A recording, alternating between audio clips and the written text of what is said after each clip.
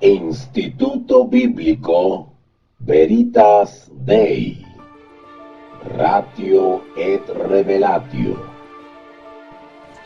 Instituto de Teología Bíblica Veritas Dei. Precios accesibles, horarios convenientes, profundidad y claridad de enseñanza, profesor de experiencia probada en el campo de la docencia misionera con sólida formación académica. Clases bíblicas grupales o personalizadas. Curso de formación cristiana para pastores y congregaciones. Seminarios y conferencias magistrales. Asesoría y orientación. Clases presenciales o telemáticas. Instituto de Teología Bíblica Veritas Dei.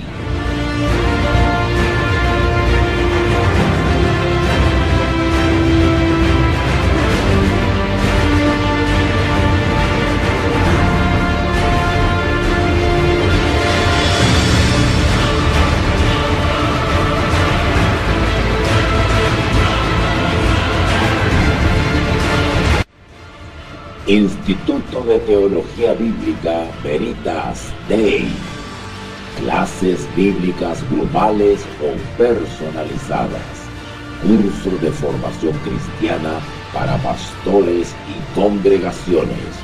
Seminarios y conferencias magistrales. Asesoría y orientación. Clases presenciales o telemáticas. Instituto Bíblico Veritas Dei, Ratio et Revelatio.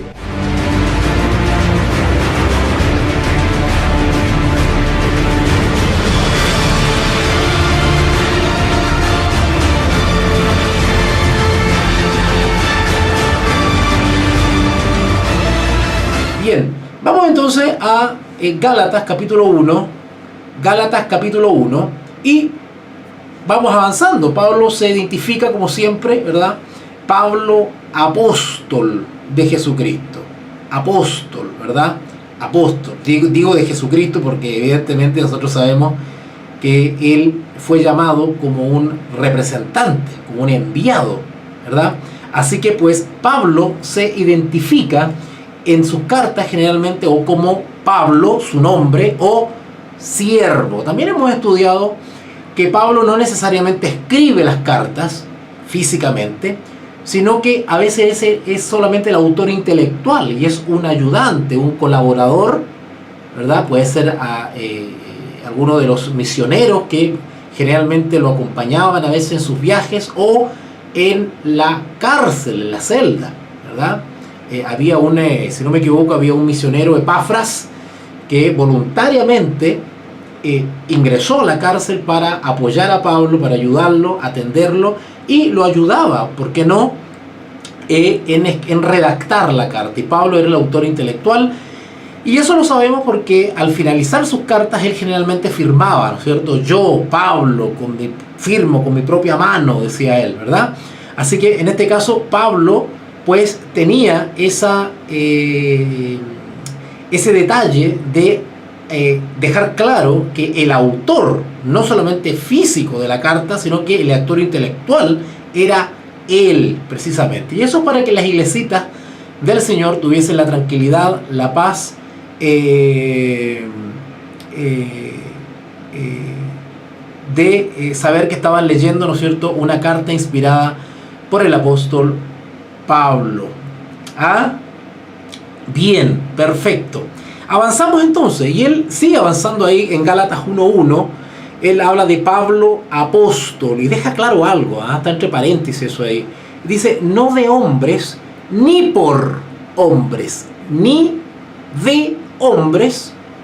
Es decir, el origen de su apostolado no está en un mandato humano de alguna secta religiosa como los fariseos o los saduceos, o Gamaliel, que fue su maestro, ¿no es cierto?, o de sus padres, o de la misma iglesia, o de algún apóstol. No, su llamado su llamado y el ministerio eran inspirados directamente por Dios. Vamos, ¿se acuerdan ustedes de el llamado que le hace el mismo Señor camino a Damasco? Y lo sigue confirmando cuando del mismo Dios, es más, del mismo Señor Jesús, él recibe instrucción bíblica. Es decir, Pablo es reencauzado, es redireccionado teológicamente por el mismo Señor Jesús.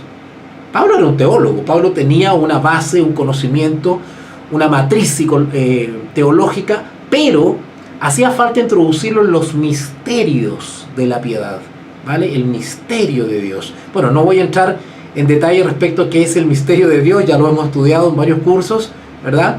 Pero esto lo hemos confirmado en el versículo 11, Gálatas 1:11. Mas os hago saber, hermanos, Gálatas 1:11, que el evangelio anunciado por mí no es según hombre. Eso es una confirmación de lo que dice el verso 1. Pablo, apóstol, no de hombres. Lo confirma en el verso 11.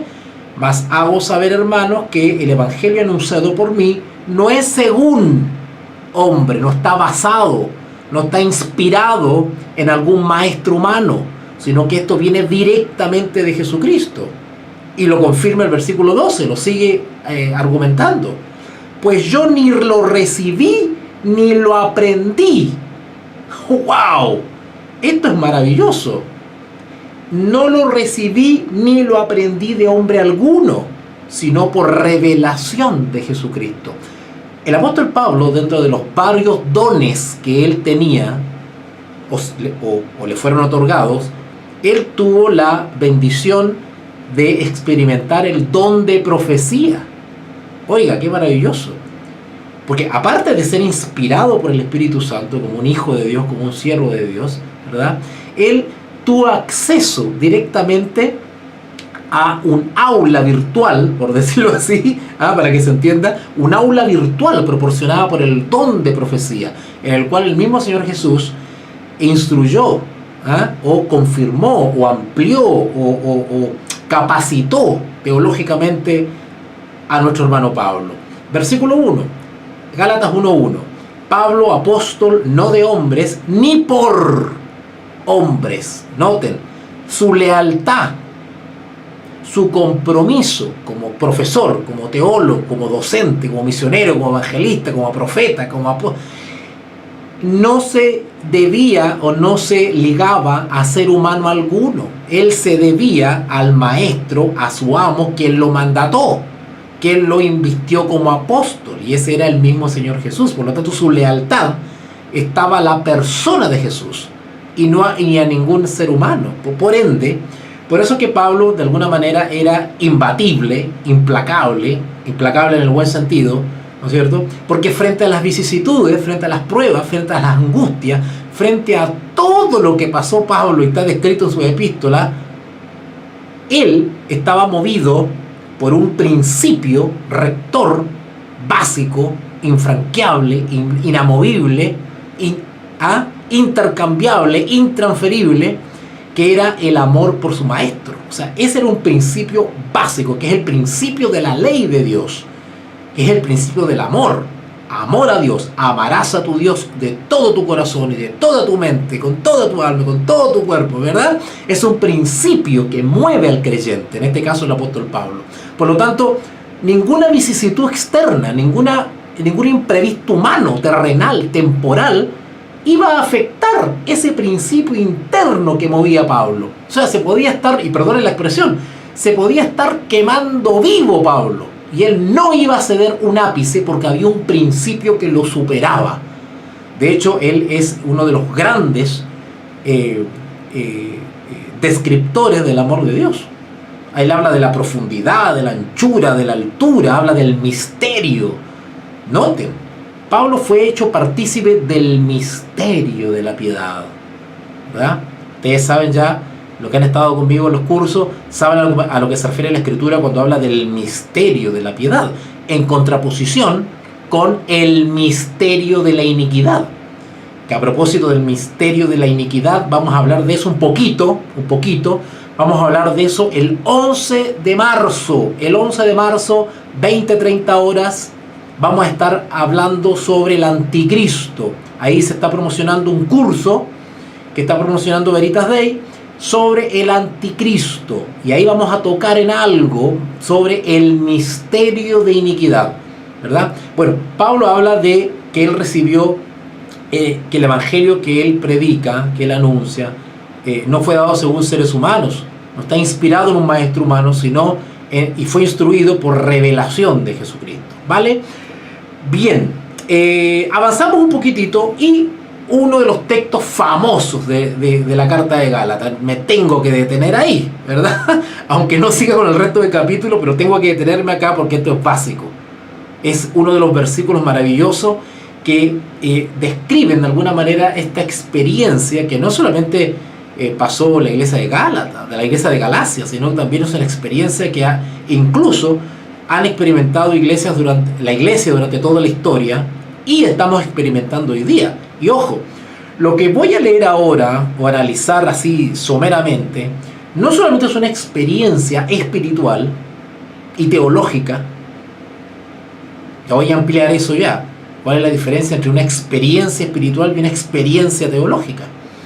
Esta experiencia que vamos a leer ahora, del verso 6 al 10, Gálatas 1, del 6 al 10, no solamente es una experiencia a nivel comunitario, a nivel de eclesía, a nivel de iglesia, a nivel de congregación, de asamblea, sino que es una experiencia que también puede vivirse de manera individual.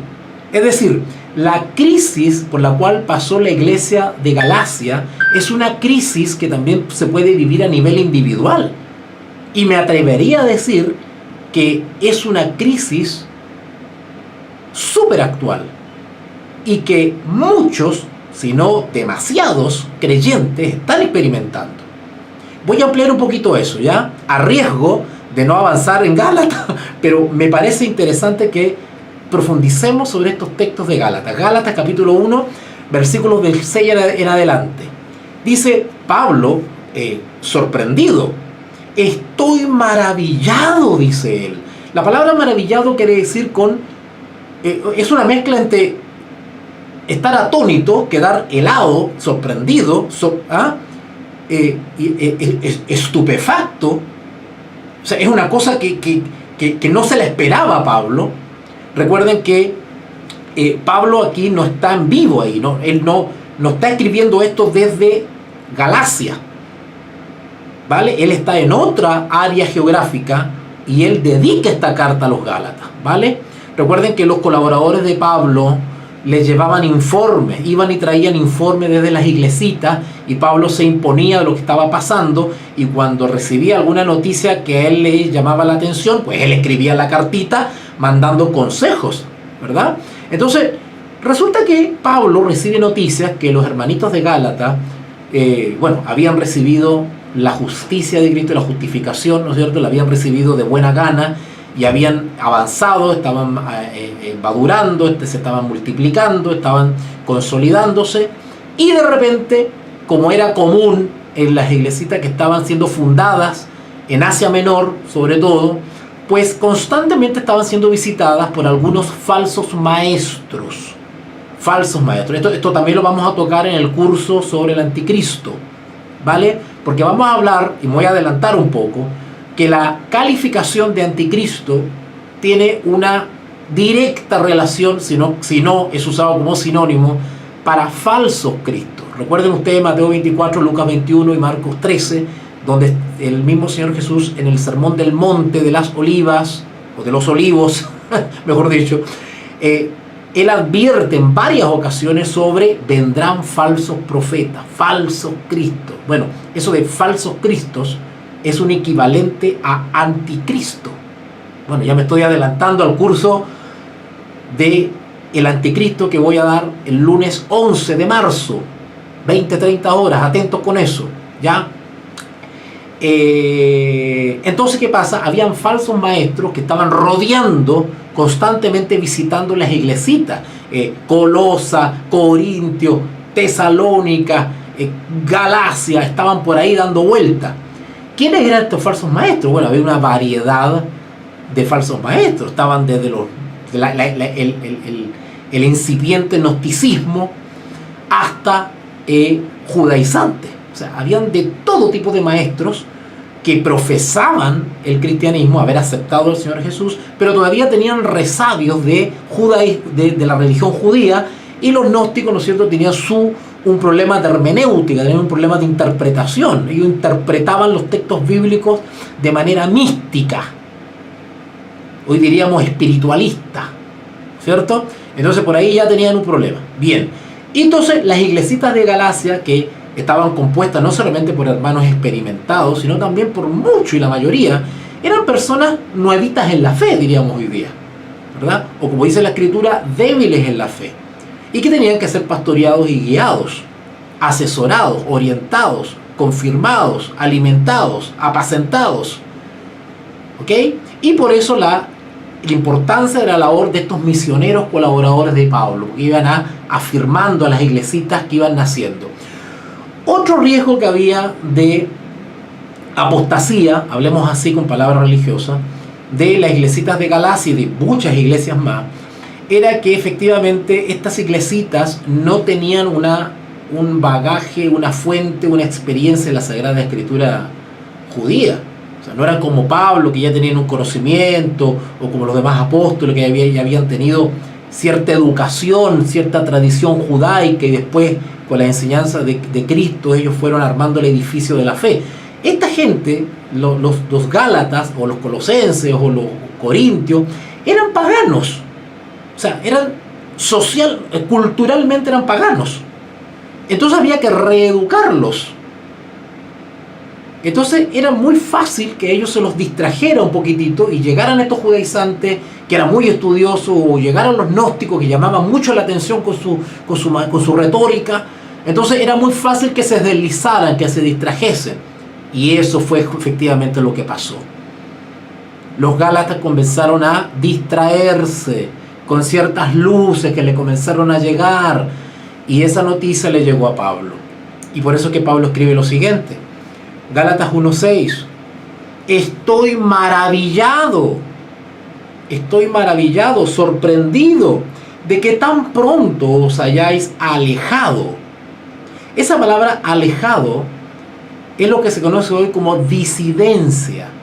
Disidencia quiere decir que nos vamos moviendo de la plataforma en la cual estábamos asentados. Nos empezamos a correr un poquitito de la plataforma, ¿no es cierto?, que habíamos recibido como el Evangelio. Comienzan a salir otras novedades y que no necesariamente calzan con lo que recibí y que está basado en la Sagrada Escritura. O sea, los gálatas habían recibido un mensaje que estaba fundado en el testimonio de los apóstoles y los profetas. Pero los judaizantes y otros falsos maestros comenzaron a mover un poquitito esas clavijas y se comenzaron a deslizar. Eso se conoce como disidencia. O sea, son disidentes que disienten de lo establecido, de lo entregado, de lo original, ¿vale? Estoy maravillado de que tan pronto os hayáis alejado. Noten que no habían renunciado, dice alejado solamente. Del que os llamó, que nos llamó Cristo a través de Pablo y los demás apóstoles, que los llamó por la gracia.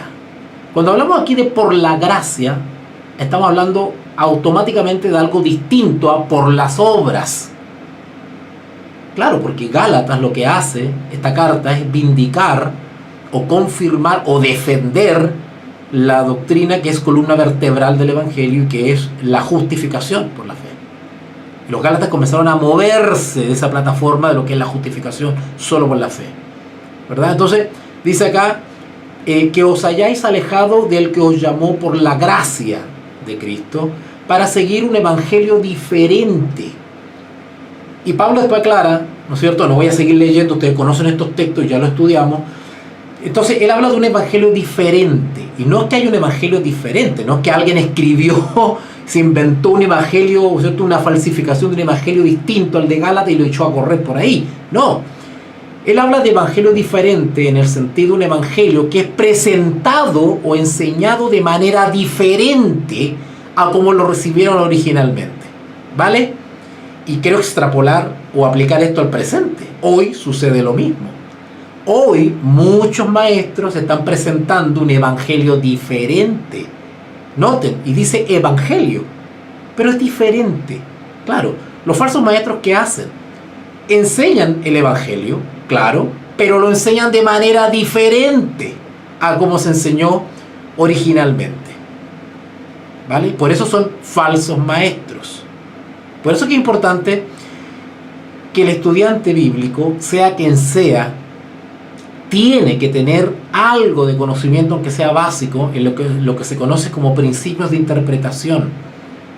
¿Vale? Por eso que vemos algo de confusión actualmente en algunas congregaciones y en algunas instituciones religiosas, y vemos a veces incluso por redes sociales que hay unos disparates que se están diciendo, y unas congregaciones que realmente dan miedo incluso, por lo que uno ve, lo que sucede en las reuniones. Y eso es resultado de una mala interpretación del texto bíblico. Se han deslizado, se han movido, igual como se movieron los hermanitos de Galacia. Claro, ellos dicen creemos en el evangelio, pero es otro evangelio diferente. Claro, los falsos maestros hablan aparentemente del evangelio, pero le dan una dirección distinta. Ellos se deslizan, es decir, se constituyen en disidentes de lo establecido por el Señor Jesucristo. Por eso que dice acá un evangelio diferente, y si leemos el 7, ya vamos a leerlo. No que haya otro, ¿no es que lo aclara Pablo? No es que haya otro, físicamente no es que alguien copió un evangelio, redactó un evangelio distinto y lo echó a correr. No, es el mismo. Pero hay un tema de interpretación distinta. Dice acá, no que haya otro, sino que haya algunos, haciendo referencia a los falsos maestros, que perturban y quieren pervertir. Esa palabra perturba dice relación con perturbar, quiere decir con inquietar. Inquietan a la iglesia. ¿Ah?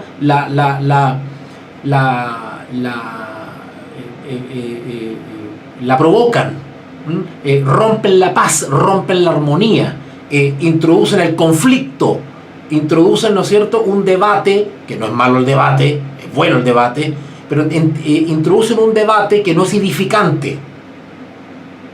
¿Vale? A eso me refiero. Eso quiere decir perturban. Perturban quiere decir que nos mueven de la paz o de la armonía que había traído el evangelio. Recuerden que el evangelio es conocido como la paz. Trae la paz, la armonía. Y luego dice, y quieren pervertir. Pervertir quiere decir algo que se altere el orden. ¿Vale? Se altera el orden. ¿Ah?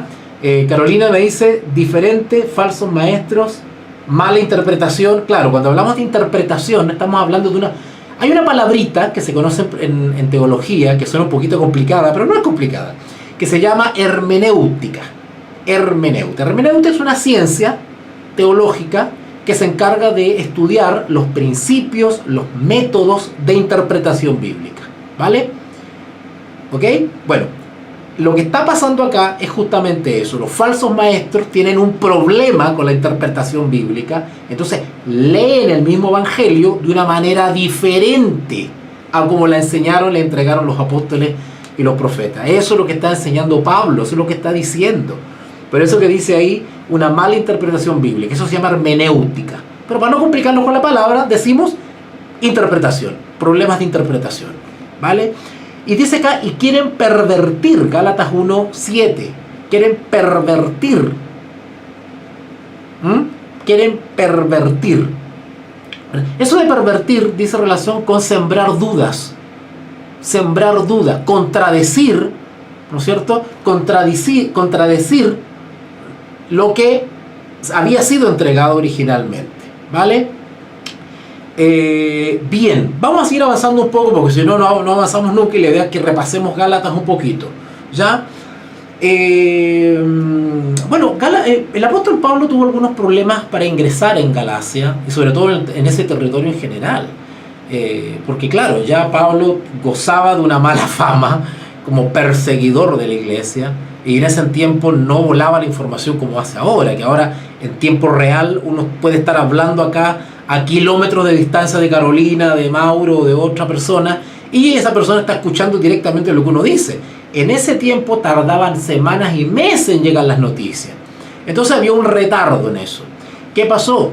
Que la mala fama del apóstol Pablo como perseguidor había cruzado la frontera, y por lo tanto cuando Pablo ya comienza a hacer una obra evangélica, pues había un poco de recelo para recibirlo. No había una confianza.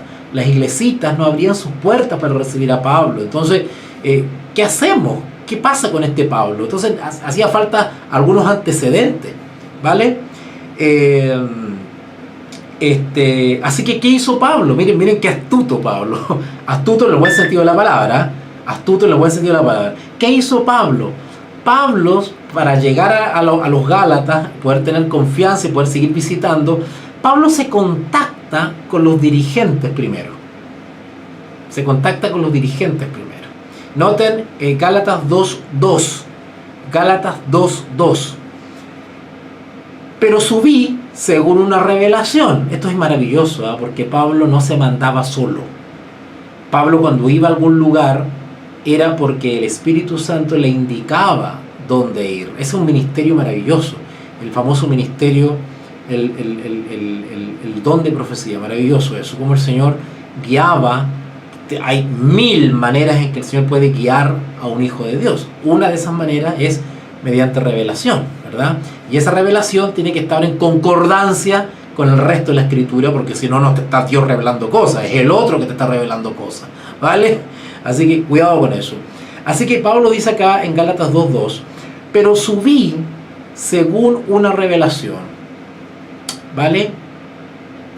Y para no correr o haber corrido en vano, o sea, para no haberme trasladado inútilmente, no haberme dado el viaje inútilmente, dice acá, expuse en privado a los que tenían cierta reputación. Recuerden que cuando hablamos aquí de los que tienen cierta reputación, Pablo o hace referencia directa a los apóstoles o a algún anciano o líder o dirigente de la iglesia, alguien con más experiencia, con más años y que cuenta con la confianza de la congregación. Entonces Pablo antes se puso el parche en telería, antes de ser rechazado, pues mejor se contactó con los dirigentes para explicarle que no había nada que temer, que él ya no era perseguidor de la iglesia, ¿verdad? Y así poder facilitar que él pudiese llegar a ciertas comunidades. Así que en ese sentido dice acá, expuse en privado a los que tenían cierta reputación en el evangelio, ¿verdad? Cierta reputación, el evangelio que predico entre los gentiles. Y de hecho, cuando ustedes van ahí al verso 3, en Gálatas 1:3, él efectivamente argumenta un poquito de esto, él se amplía un poco esta... O sea, él constantemente estaba teniendo que aclarar esto, porque los falsos maestros lo desprestigiaban, lo desacreditaban. Entonces él tenía que estar en todos los lugares, tenía que estar explicando su experiencia, ¿verdad? Para que romper los prejuicios.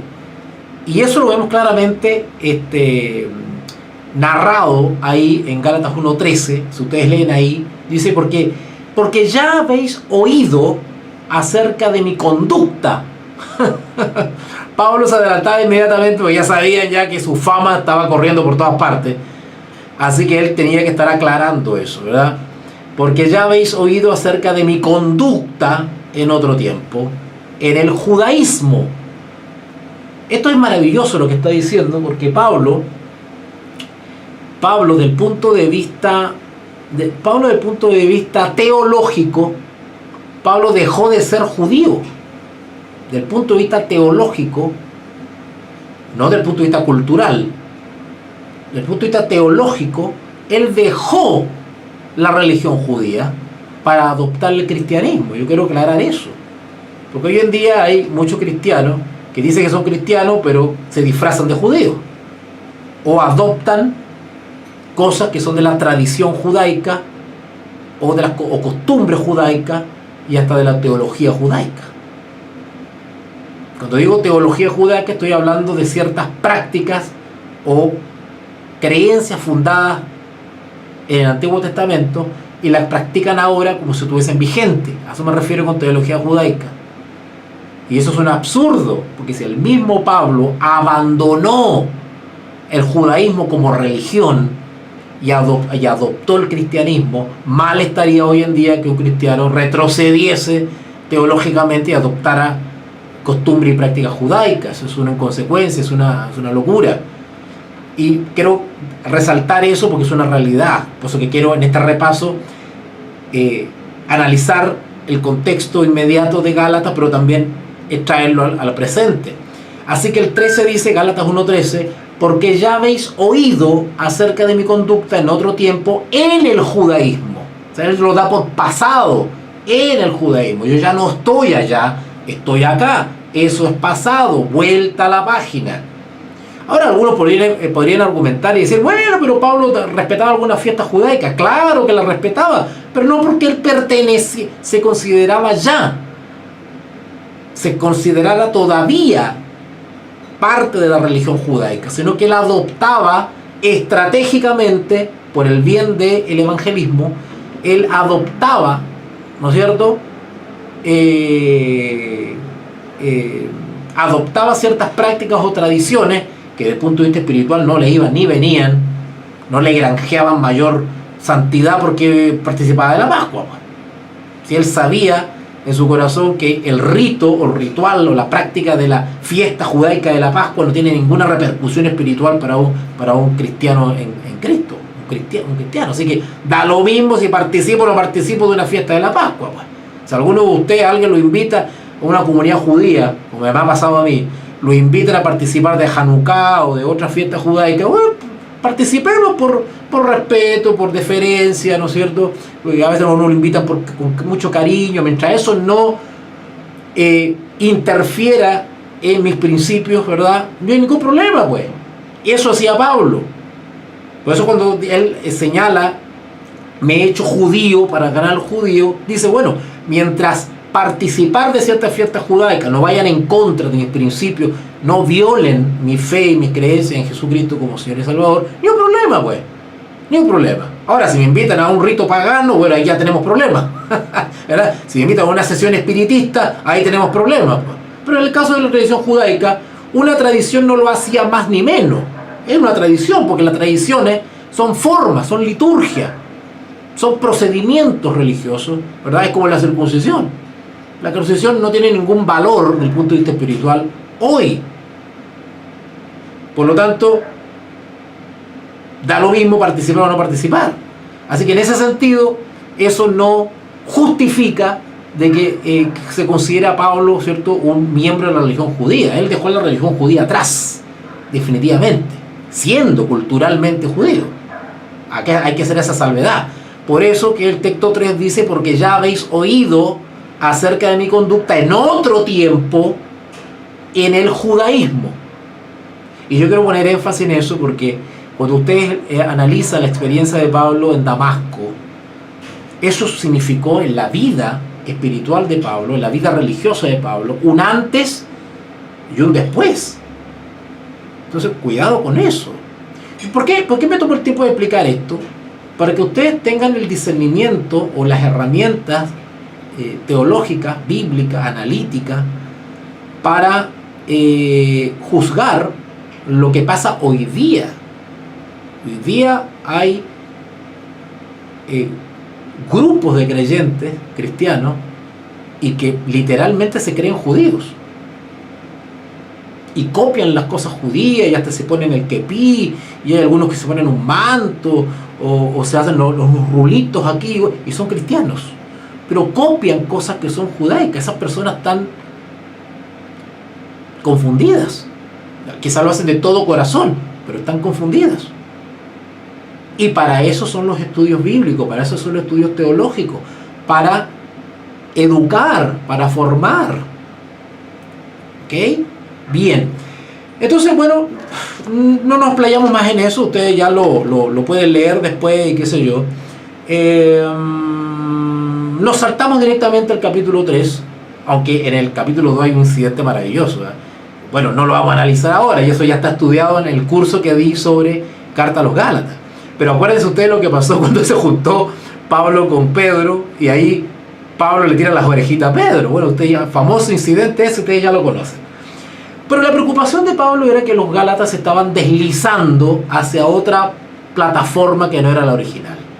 ¿Vale? En definitiva, los gálatas estaban siendo seducidos por una especie de experiencia religiosa que se salía de la justificación por la fe y consideraba que había que practicar o adoptar ciertos actos que me acumularían o me reportarían créditos o méritos, ¿no es cierto? Y ahí ya nos estaríamos trasladando a la justificación por las obras, ¿vale? Por las obras. Pero Pablo, ¿cómo lo ejemplifica esto? Él dice que el que vive por la... Estoy parafraseando y haciendo un resumen. Que el que empezó con la justificación por la fe y vive por la fe, recuerden el texto de Romanos, el justo vivirá por la fe, ¿verdad? Justificado pues por la fe, tenéis paz para con Dios. Y se estaban trasladando a una especie de justificación, pero por las obras. Entonces, ¿qué dice? Hace un contraste. Habéis comenzado por el Espíritu, justificación por la fe, y os habéis movido hacia la carne, habéis terminado en la carne. Carne quiere decir que confiamos en nuestros propios méritos. Eso es que nos hemos trasladado del Espíritu a la carne. Entonces, ese contraste comienza a exponerlo Pablo, tirándole las orejitas un poquitito a los Gálatas. En el Gálatas 3.1 dice lo siguiente, a manera también de amonestación. Dice, oh Gálatas insensatos, ¿vale? Oh Gálatas insensatos, ¿qué nos fascinó? Esa palabra fascinó es interesante, ¿eh? Pues esa palabra fascinó literalmente quiere decir hechizó. Si ustedes van a una versión, por ejemplo, de Jerusalén o otra versión bíblica que es mucho más nítida en algunos aspectos, ustedes van a ver que ahí en vez de fascinó, dice hechizó. Hechizó. No, noten la connotación que quiere darle Pablo. O sea, es un embrujo que está ahí. Y una cosa impresionante. Dice, oh Gálatas insensatos, ¿qué nos fascinó para no obedecer la verdad? O sea, para no mantenernos firme en la verdad. ¿Qué nos fascinó? Bueno, Pablo tenía claro quién lo fascinó. O sea, literalmente, o sea, y Pablo sabía muy bien, tenía individualizado quiénes eran los instrumentos de confusión. ¿Vale? Acá dice, bueno, ¿quién nos fascinó para no obedecer la verdad? Y sigue argumentando, ¿no es cierto? Es impresionante esto. Yo les recomiendo que constantemente den una buena leída a Gálatas otra vez porque es fascinante. Ahora, yo recomiendo que cuando entremos a Gálatas, o sea, lo ideal es que cuando entremos a Gálatas tengamos ya un bagaje, ¿no es cierto?, en Romanos. ¿Por qué? Porque en la carta a los romanos, Pablo lo que hace es exponer detalladamente la doctrina de la justificación por la fe, que es la columna vertebral del Evangelio. O sea, la doctrina de la justificación por la fe es transversal a toda la Escritura, desde Génesis a Apocalipsis. Pero si hay un libro que, desde el punto de vista, ¿cómo podríamos decirlo?, técnico, dogmático, expone a la vena, al hueso, la doctrina de la justificación por la fe, es a Romanos. Por eso que lo ideal es que podamos tener una visión, aunque sea básica, general del libro de Romanos, y pero bien sustanciosa para identificar en Romanos la justificación por la fe, porque se nos hace mucho más fácil después leer las cartas de Pablo. El resto de las cartas de Pablo se hacen mucho más nítidas cuando tenemos el filtro de la carta a los romanos. Eso es lo que yo recomiendo como profesor, ¿vale? Amén de que puedas leer la carta de Gálatas y otras epístolas independientemente, claro que sí. Pero ¿por qué lo recomiendo desde el punto de vista pedagógico? Porque resulta que Pablo tiene algunas peculiaridades como profesor que no tienen otros, que no tiene Pedro, por ejemplo, o Juan.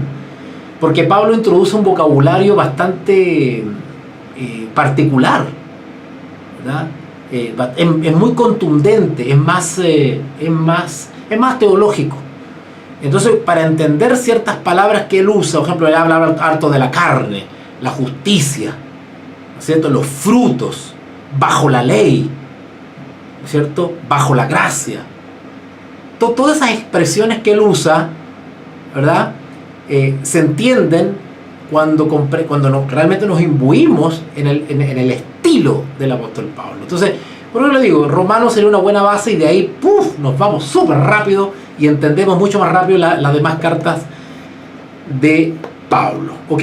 Y luego, pues, en el capítulo 3, rapidito así, en el capítulo 3 de Gálatas, del verso 10, del 6 en adelante, hay un título que dice el pacto de Dios con Abraham. Y Pablo, para poder fortalecer la doctrina de la justificación por la fe, echa mano al resto de la escritura. Eso también es un principio de interpretación, es un principio de hermenéutica y que también facilita la enseñanza y la pedagogía de un profesor, ¿verdad? Y no solamente de un profesor, de cualquier persona que quiera estudiar seriamente la Biblia, ¿verdad? Así que Pablo hace referencia a Abraham y cuenta la experiencia de fe de Abraham, una cosa pero demoledora. O sea, lo que tiene que hacer Pablo es volver a hacerle una ayuda a memoria, un recuerdo a los Gálatas. ¿Ah? Es como si Pablo le dijera a los Gálatas: parece que ustedes se están olvidando del desarrollo de lo que les enseñamos. Vamos a repasar de nuevo. Mire, ¿se acuerdan de Abraham? ¿Cómo fue llamado en la incircuncisión? Y estando en incircuncisión, ¿verdad?, él actuó por la fe. Y siguió viviendo por la fe aún estando circuncidado. Por lo tanto, es padre tanto de la circuncisión como de la incircuncisión. Porque la salvación es por la fe, no por el mérito de haber sido circuncidado o no estar circuncidado. En fin, eso es lo que explica Pablo. Y de hecho en Romanos también trata un poco de esto. Cuando avanzamos un poquitito, en el capítulo 4, verso 8, Gálatas 4:8, hay un título: exhortación contra el volver a la esclavitud. Lo mismo, otra vez Pablo ejemplifica esto como que si nos alejamos de la experiencia por la fe y nos vamos a buscar el mérito propio para ser justificados ante Dios, estamos cayendo bajo esclavitud. O sea, no solamente estamos desarrollando o aceptando un evangelio distinto, pervertido, no solamente estamos volviendo a la carne, como hablaba el capítulo 3, sino que ahora él dice que estamos ya no en la carne, sino también en esclavitud, dice él. Eso no es estar libre. El que vive por la fe está libre, y el que va por el camino de la salvación por las obras, la justificación por las obras, ¿verdad?, o la justicia por las obras, está en el terreno de la esclavitud. Desde el punto de vista espiritual es esclavo y no libre. ¿Ah? Entonces, Pablo usa estos términos, estos recursos retóricos bastante interesantes y que nos van educando, ¿vale? Bien, avanzamos entonces al capítulo 5, pues ya todavía el tiempo ya, la idea es hacer esta transmisión por lo menos una horita para no cansarlos tanto. Y luego está el capítulo 5 de Gálatas, donde ya Pablo como que se relaja un poco, ¿ah?, como diciendo: ya, espero que los 4 capítulos anteriores hayan quedado claros, así que ahora vienen las recomendaciones, los consejos, ¿no es cierto? Y en el capítulo 5 está titulado ahí: estad firmes en la libertad. De nuevo, él hace el contraste entre el que toma el camino de la carne, o el camino de la esclavitud, o el camino de la justificación por las obras, está esclavo. Y el que persevera en el evangelio original, entregado por los apóstoles y los profetas, que habla de la justificación por la fe, el que el justo vivirá por la fe, vive en libertad. ¿Ok? Así que pues le vamos a leer un par de versos para que ustedes vean ahí el contenido. Gálatas 5, capítulo 5, del 1 en adelante. Dice, consejo para la iglesita de Gálatas, ya cerrando la carta: estad pues firmes. Todo lo contrario cuando empezó hablando en el capítulo 1, que se han deslizado, dice. No, acá ahora es: estad firmes. ¿Ah?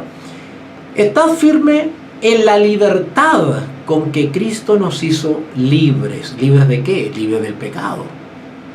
Y no estéis otra vez sujetos o esclavos a yugo de esclavitud. ¿Verdad?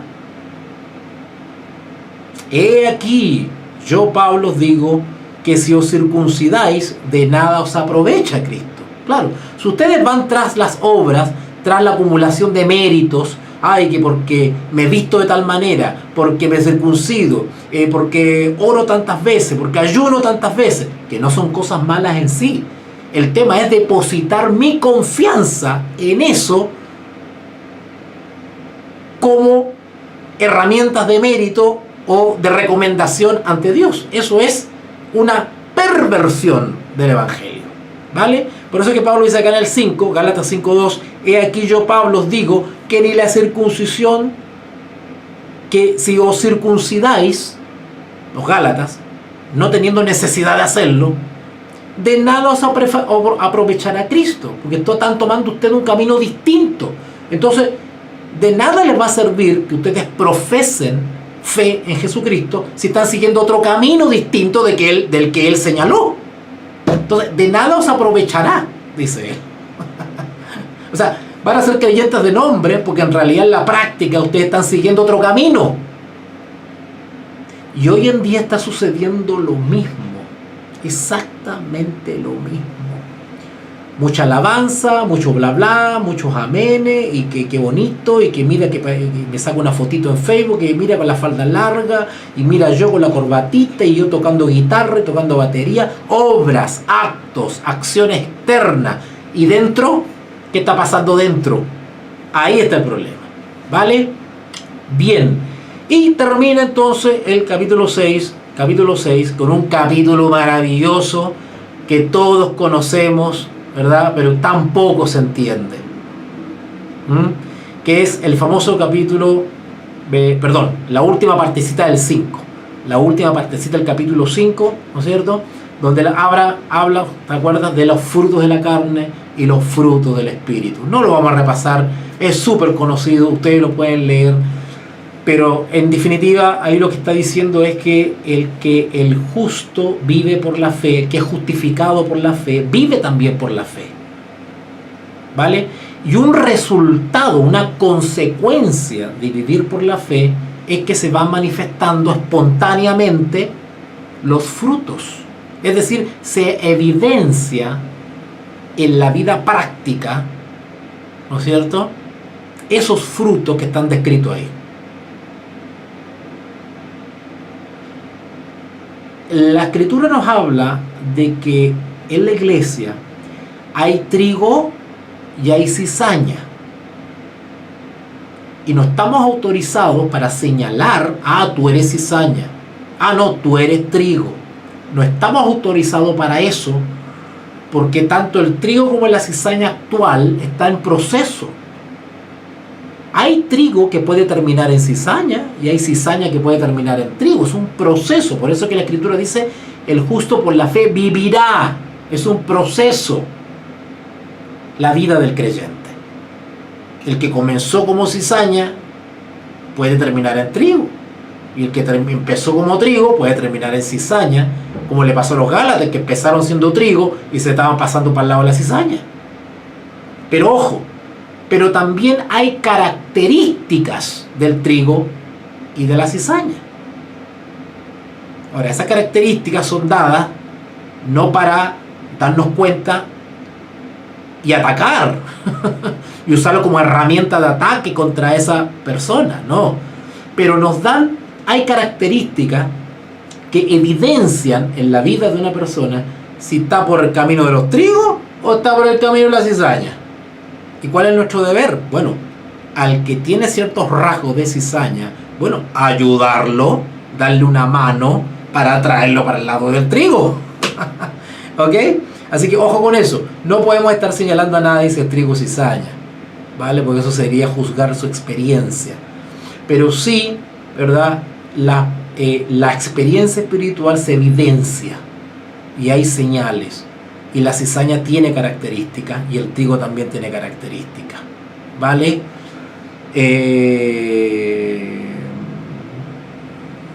Claro, Carolina me dice acá, justificación por fe, vive en libertad, exacto, y tiene que mantener esa libertad. ¿Vale? Porque a los Gálatas les pasó eso, ellos empezaron en libertad y fueron desviados a la esclavitud. De ahí el consejo, estar alertas, atentos, velados, justamente, ¿verdad? Y después dice Carolina acá, la fe obra por el amor, exacto, porque la experiencia de fe está basada o fundada en un principio, y ese principio es el amor. O sea, lo que mueve a mí, lo que mueve mi conducta diaria, hablando ya en términos prácticos, lo que me mueve, o debería moverme a mí, a la acción, lo que me mueve a mí a la acción, o lo que mueve mi conducta diaria, debería ser ese principio que se llama amor. Es decir, frente a lo que ante lo que yo me enfrente, debo mirarlo con esa perspectiva, respecto al amor. Ahora, eso no es fácil, porque desde el punto de vista natural, nosotros no tenemos amor por el prójimo. O sea, naturalmente, no tenemos amor al prójimo. Eso es normal en un ser humano. Bueno, eso debe ser transformado por un poder que yo no tengo, pero Cristo sí tiene. ¿Vale? Bien, vamos a dejar entonces este súper repaso que hicimos a manera de motivación, ¿verdad? Ustedes entenderán que hay varias partecitas de Gálatas súper interesantes, pero no era la idea otra vez estudiar Gálatas, era un repaso nomás, una ayuda a memoria y que les sirva de motivación para aquellos que no han profundizado en Gálatas. Recuerden que estoy dictando un curso de Gálatas, está disponible un curso sobre toda esta cartita en Gálatas, donde yo estudio texto a texto, reglón por reglón, palabra por palabra en Gálatas, y ese estudio tiene una duración de más o menos un mes y medio, por si acaso. Así que para los interesados, pues contáctese conmigo. Acá está la página web arriba de mí, ahí en la pantalla, o a través de Facebook, están los teléfonos, están los afiches, siéntanse libres de comunicarse y pueden tomar estos cursos. Ustedes me avisan, con un mínimo de 3 interesados, iniciamos el curso, ¿no? Son cursos breves, pero muy contundentes, y que les garantizo que su experiencia va a ser distinta. Van a terminar el curso con la real sensación de que han aprendido realmente esta vez el libro de Gálatas. Y no solamente Gálatas, tengo cursos también para todas las demás cartas de Pablo, las epístolas, las famosas epístolas carcelarias, las epístolas pastorales, Corintios, qué maravilloso. Así que, pues, aquellos que estén interesados, siéntanse libres de comunicarse conmigo, con toda confianza, les puedo dar toda la información, e iniciamos las clases, ¿no es cierto? Nos ponemos de acuerdo, y para que ustedes tengan una experiencia real en el estudio de la palabra. No se conformen, siempre busquen más, busquen aprender, capacitarse, ¿vale? Piensen por ustedes mismos, vean por ustedes mismos en ese sentido para servir mejor. Cuando yo tengo una mejor capacitación y comprendo de manera más completa, más profunda la Biblia, me hago un mejor instrumento para servir a otros, ¿vale? El conocimiento teológico no es prerrogativa solamente de los líderes o de los pastores. Cualquier persona tiene la capacidad mental, cerebral, de poder comprender esto. Así que anímense, aprendan, no solamente si eres un hermanito, un diácono, una diaconisa, un misionero, un evangelista, un pastor, comunícate conmigo y para que conversemos e iniciemos rápido ya estudios este año 2024. Los dejo por ahora, espero que les hayas servido de motivación y nos vemos en una próxima transmisión donde podemos estar comentando algún otro texto o incluso también conversando de otros temas también, pero también tienen que ver con temas espirituales. Un abracito, bendiciones para todos y nos estamos viendo en la próxima oportunidad. Atento a las redes sociales, Facebook, Instagram y YouTube por las noticias que les voy a dar. Instituto Bíblico Veritas Dei, Ratio et Revelatio. Instituto de Teología Bíblica Veritas Dei. Precios accesibles, horarios convenientes, profundidad y claridad de enseñanza, profesor de experiencia probada en el campo de la docencia misionera con sólida formación académica. Clases bíblicas grupales o personalizadas, curso de formación cristiana para pastores y congregaciones, seminarios y conferencias magistrales, asesoría y orientación, clases presenciales o telemáticas. Instituto de Teología Bíblica Veritas Dei.